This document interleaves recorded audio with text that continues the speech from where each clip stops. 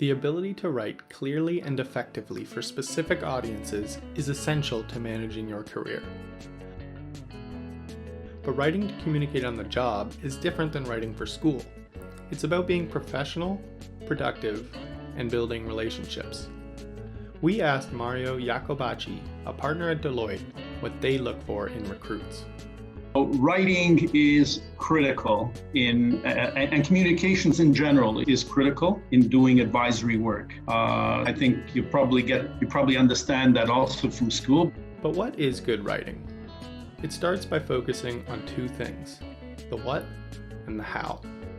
When it comes to the what, persuasive writers consider their audience in terms of necessary information and context.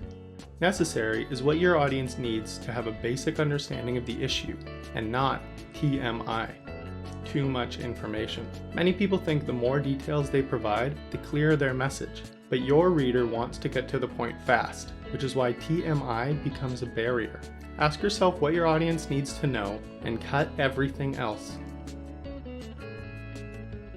Context is information that paints the full picture. When deciding how much to provide, try predicting what questions might come up, especially if you're asking for something.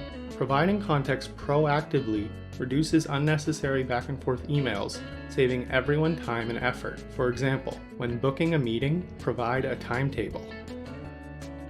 Now let's cover the how. 3 things you should keep top of mind when writing professionally are clarity, tone, and organization. Clear writing is easy to understand because it's concise and unambiguous. If the reader needs to think about what you mean, it may be unclear. Take the time to review your writing and ask yourself, is it concise? Am I using 10 words when I could use 5? Is it precise? Do I use jargon or needless qualifiers? And is it direct? Don't be afraid to own your ideas tactfully and cut words or phrases that sound wishy-washy. Your tone influences how your message is heard and how you are perceived. Striking the right tone isn't easy. You want to be likable but respectful, smart yet relatable. Over time, you'll find your style, but in general, avoid extremes. Text lingo can be too casual, while strict adherence to grammar rules can come off as impersonal. For example, with whom are you working? In this sentence, even though with whom is proper grammar, it sounds stiff. Better to go with the simpler who are you working with. Lastly, organization. They say organized thoughts come from an organized mind. Use timing and formatting to show up at work as an organized mind.